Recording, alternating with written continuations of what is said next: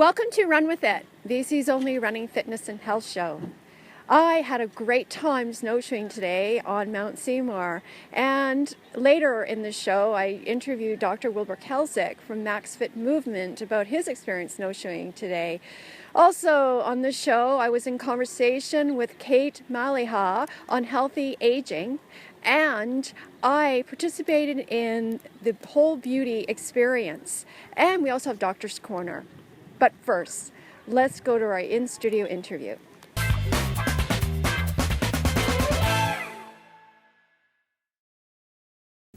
With me in the studio is Kate Maliha, a kinesiologist, a certified medical exercise specialist, and director of Love Your Age Fitness for Healthy Aging.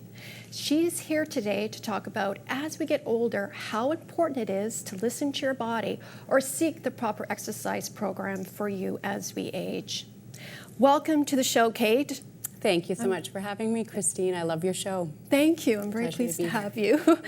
Now, as we get older, I'm a runner, and I know from experience when you run, I don't heal as quickly.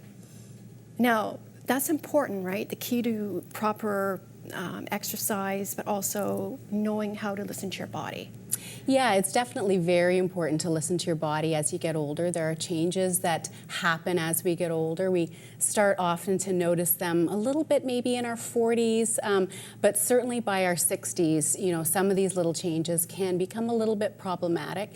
It's really important ideally to exercise, beginning in midlife or earlier, because those changes that you make are like an investment, so they can kind of bankroll forward. But certainly if you're starting an exercise program later, you just really want to be careful about being aware of changes that have happened in the body and not jump into something without thought and without care, because you can easily get injured. Not everybody, but certainly there's a higher chance of that. And also, too, if you've been a runner or you've been exercising like in your 20s and you want to make a comeback, also that's important too, right? Is seek the proper running program, if you will, and the proper physiotherapist, right? And that's the services that you offer. Yeah, guidance is really helpful especially if you've been active in the past and you're trying to get active again. We tend to compare ourselves to where we were before, and we tend to be really hard on ourselves. And I think sometimes the fitness industry doesn't necessarily respond all that well to changes that have happened as we get older. I've been on a mission actually lately. I've had a lot of clients in our company say to us, we've tried different programs and we found we haven't got classes or things that are geared to us. They're too intense or we're getting injured. So I've been taking classes to kind of get a sense, in various different gyms and situations to get a sense of whether things are modified for aging. And I definitely see a lot of work that needs to be done within the fitness industry. I think that we can respond really well, and we should, and I think we will with the knowledge. I think the key too is education of fitness professionals as to how to safely provide fitness programming as we age. Mm-hmm. And Kate, you are doing that. You are a pioneer, if you will. Well, we're certainly trying to respond to what the need is as we get older. There's certainly a lot of changes that happen physiologically, not to everybody and not all at the same stage, but we have exercise physiologists, we have kinesiologists, and we have certified personal trainers who deal with, who are educated and have the background and training to respond to specific situations that can happen as we get older and provide guidance so that people have programs that they can be excited about and do safely, and so that they can age optimally. And love your age. Yeah, well, and that's a whole different area. I love the Absolutely, name. Yeah.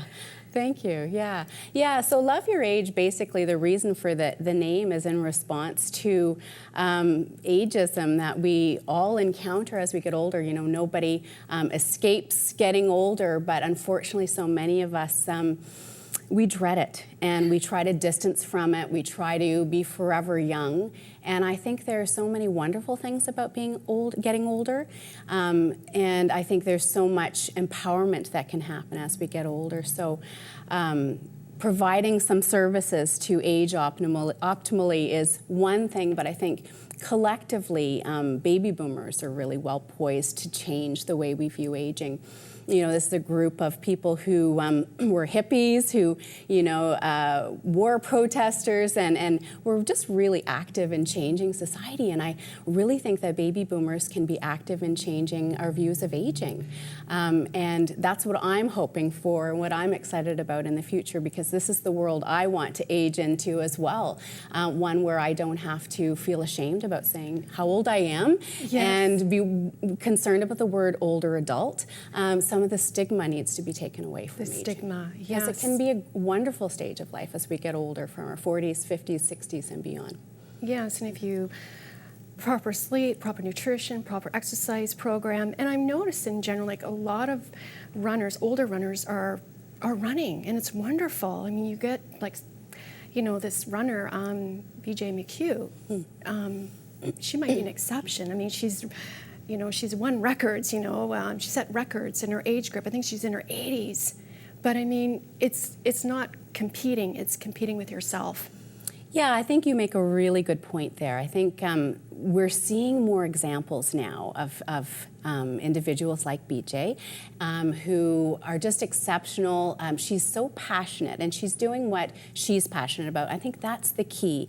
I think it's really great that we can see what the body is capable of, when we're in our 80s, our 90s, beyond that, what the body can do. We need more examples of what is possible so we can move away from that old paradigm, the rocking chair paradigm. My grandfather, he died of a heart attack in his early 60s. He didn't eat well. He smoked a pipe. He was, under a lot of stress.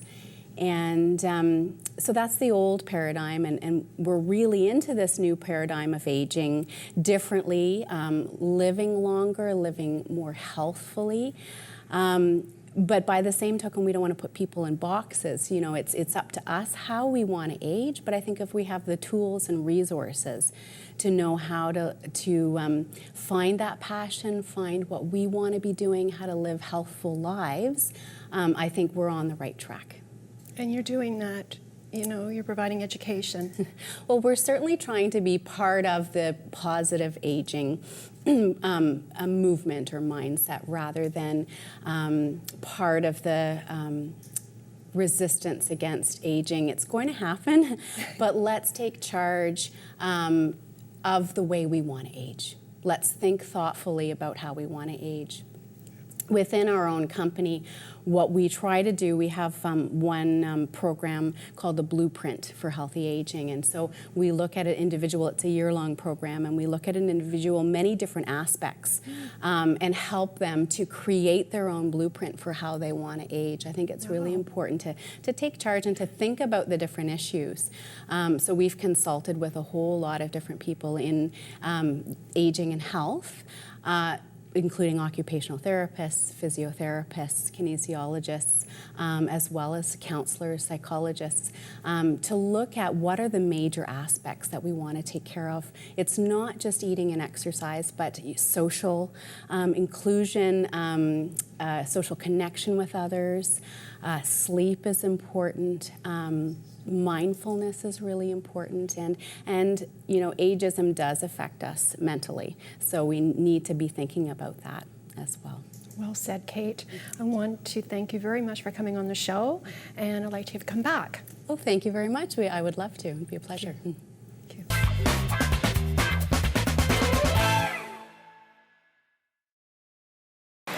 Dr. Wilbert Kelsick, thank you for inviting the Run With It crew today to go snowshoeing with you guys. And what was it like out there for you? You do this annually? Yes, it was energizing. It's a bit of rain, but this is the wet coast, so we live in a rainforest, so we expect this. I mean, this event is all about mindfulness, spirituality, and the physical aspect of it, of getting some exercise, to get outdoors, to be able to connect with nature and feel the energy and feel the trees. We did some tree hugging today, to feel the energy. People don't realize trees are very important They have special pheromones they secrete to communicate with each other. They also communicate with us.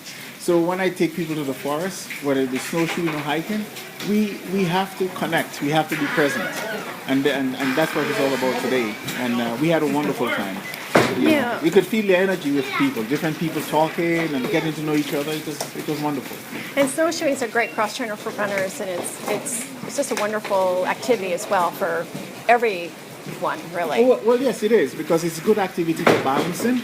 It's a good activity for endurance. It's a good activity for strength, because you have to climb.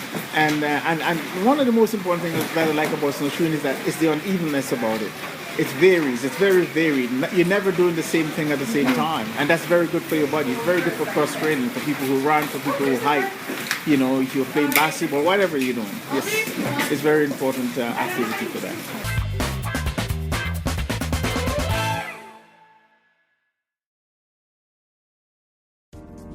We're in the track and field section of the AWICO Member of Lifetime exhibit, and we're at a case that tells the story of the marathon.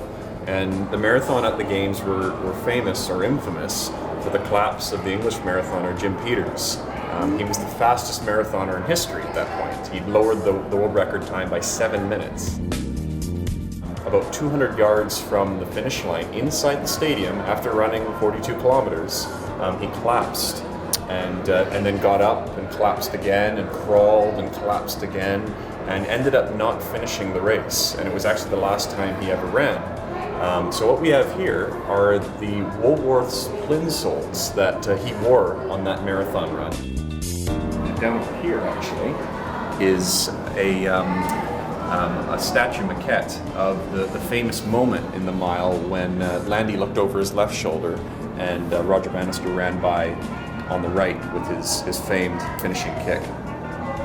A famous statue. Famous statue, and that's actually just been the large statue, the full-size statue, has just been relocated to a new place at Empire Fields, near the spot where that run originally took place. This was one of the biggest sports moments of the decade for the entire world. The media coverage on this one race was massive. It was covered all over the U.S., even though there wasn't an American athlete even in the games. It was the lead story in the first issue of Sports Illustrated. Over 100 million people watched this race live on television, and this is 1954. That's a huge crowd today, let alone the early days of television. With me in the studio are two special guests, Dr. Jack Taunton, a running pioneer, having co-founded the Vancouver Sun Run and founded the Vancouver Marathon. Dr. Taunton is a professor at UBC Faculty of Medicine and a medical director with Fortius Sports and Health. He is the principal investigator for the injury prevention study. And Maha Ilashe, a student in the UBC Environmental Physiology Laboratory, who's completing her Master's of Science in Kinesiology under the supervision of Dr. Michael Cole. Maha is a research manager of the study founded by the Nike Research Foundation. Welcome to the show again. Thank you, and Happy New Year. Thank you. So let's talk about the injury prevention study, the phase 1. What does it consist of? Well, the initial study was the largest study that we have done over a 20-year period with the Nike Global Foundation. And the objective of this study was to answer two things. One, gender. Were women more at risk, for running injuries, as a number of people had felt? And two, could we identify risk factors that were related to running pain, and injury? So the first study that Maha coordinated, we had some 90 women that trained 12 weeks and ended with a 10K race, some 80 men. And they were extensively, evaluated in terms of their strength, their flexibility, their balance, their leg length, what type of alignment did they have, so that we had these baseline measures. So then as Maha then trained, and likewise they trained the 12 weeks and the 10K run, then Maha could then analyze the injuries and see if these extensive number of baseline tests that we had, did they correlate to injury. And Maha, you can take over from there. Maha is definitely the heart and the soul of all of our studies. She makes sure that the individuals do the training and then report back to us on a very regular basis in terms of their function. How are they doing? Are they improving? And what about pain? So yes, as Jack said, we had 2 studies. The first is when everybody undertook the 12 weeks of running, preparing for the 10-kilometer race. And before that, we had undertaken all these baseline variables that we measured. So all the hip strength variables, the training history, the injury history. And so we took all these variables and we tried to see over the 12 weeks in all these different muscle groups and joints in the lower extremity, whether they felt any more pain for women in certain areas or men in other areas. And we did find that there were differences between males and females. So for males, we found that the training factors of their hip abductors were very important to having running pain. Q angle was actually quite a surprise for us to find, but males' Q angle was very important for pain. And we also found that any baseline variable pain, so anything that was recorded in week 0 of the study, whether they had pain below their knee, was contributing to their pain in the final week of the 12-week running program. So that's for males. For females, we found that anything from the gluteal region below is contributing to their pain in week 12 from their baseline values. We also found that the training variables, so how frequently they trained or how often they trained, was also contributing to their pain. Yeah. And the interesting thing, as Maha has indicated, we saw different types of injuries, men versus women, but contrary to what most individuals would have predicted, women did not get injured more than men. And I wasn't surprised. You weren't surprised. We were surprised. You were surprised. Because some of our research that we've done over this 20-year period would have suggested that the women, possibly because of their alignment, wider hips, tend to have knock knees, and that's related to that Q angle that Maha has indicated, possibly not as strong in their hip girdle, their quadriceps, as men. We had predicted initially with some other studies that they were factors, potentially could have been factors causing injuries. So men and women, no significant difference, but the injuries are different. And hence these baseline factors that we looked at in the men, as Maha has said, your hip abductors, your side leg lifters, they were a contributor for the males, not for the females. In terms of the men, in terms of that angle, wider hips tend to have knock knees. We call that the quadricep or the quadricep muscle angle. That was a factor for men in terms of producing pain and an injury in the men, not within the women itself. Right. And so Maha now looking at, and Maha is now analyzing and getting ready to defend her thesis for the women itself. What do you feel are the most significant results that you've identified from this study? Yes, so our sneak peek into our results would be that the women's vertical postural stability index, so breaking that down, it's basically when you're running and you're in mid-stance and you're trying to balance on one foot. We found that the vertical component of that force was very important for predicting pain in women, particularly in the right leg. We're not quite sure as to why. Maybe they're right. Could be dominance of the foot, but we'll be looking into that a little bit further. So balance is critical. And that it is only recently in running groups and training clinics have individuals concentrated, on single leg, balance. In our study, the right leg appears to be more a significant factor in terms of that balance. And so the balance is important, along with the actual your dynamic balance as you land on the ground, but also looking at imbalances between your musculature of the hip girdle itself. And as we indicated, the men was the big factor were the side leg lifters. Right. Well, important to have this study, and I thank you very much for coming on the show, and I'd like to have you come back. Thank you. Thank you, Well, Sue. thank you very, very much.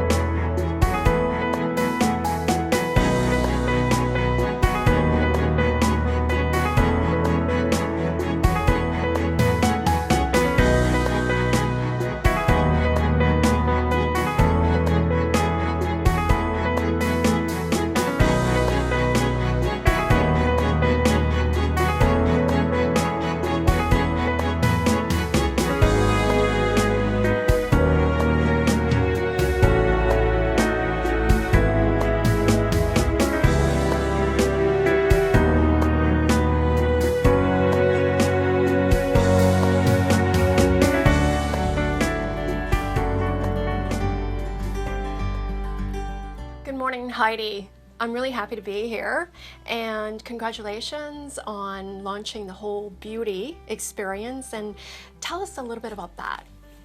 So it's a pleasure to spend some time with you, Christine, and we're thrilled to launch our whole beauty program at Vital Health. Vital is an integrated care center, a series of centers that looks to build a sound mind and a sound body for our patients, so beauty from the inside out. And you are the founder of Vital Health. What do you like most about your role? You have a big role. My people. Every single thing that I am most proud of is delivered through someone other than me. So I'm the conductor that brings all the awesome together, all the amazing practitioners. But every single thing that I'm most proud of, the people who treat our patients, is my team. So I'm honored to have an amazing team. In our founding clinic in Vital Kitsilano, we're an integrated care center that has family doctors, nurse practitioners, so your full family medical facility. Combined and integrated with that, we've got clinical counselors, psychotherapists, neurofeedback, podiatry, acupuncture, registered massage therapy, Rolfing, reflexology, osteopathy. And so those are the practitioners in our suite of rooms. And then we also offer a number of classes to support personal mastery. So all the pillars of health. All of our programs are for all ages, but all of our classes are open to individuals at any age, any developmental ability, any skill level, and they can speak any language. So if it's meditation, if you're 5 or 105 in the room, that's perfect. You're the leader of the whole beauty experience at Vital Health, and I'm super excited to try some of these products out. So tell us a little bit about that. I'm excited too. I have to say, I'm so excited to be a part of the Vital Health team, and I think just its name itself implies what we all stand for and why we're all here, and that being vitality, and I think that's such a big part of whole beauty. I personally am responsible for the hormone and aesthetic program that we're launching at Vital Health, and again, a great partnership.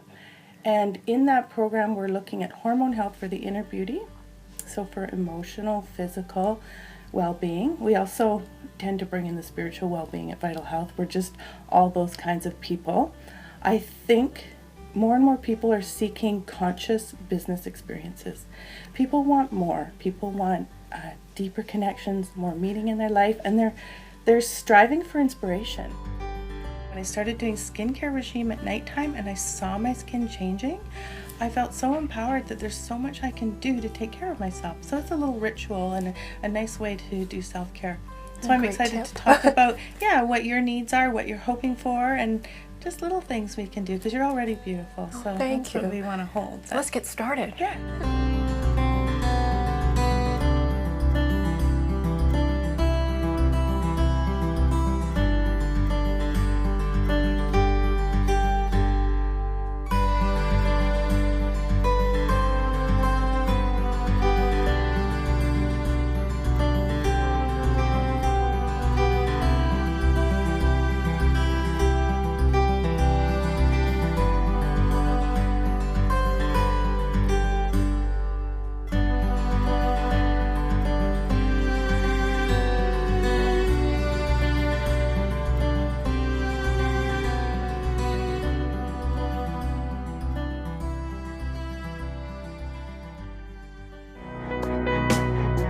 Run With It is sponsored by Be Well TV, Hype Hair, Love Your Age, Nike Canada, Mallory's Fashion Network, and Vancouver Sun Run, presented by Blue Shore Financial.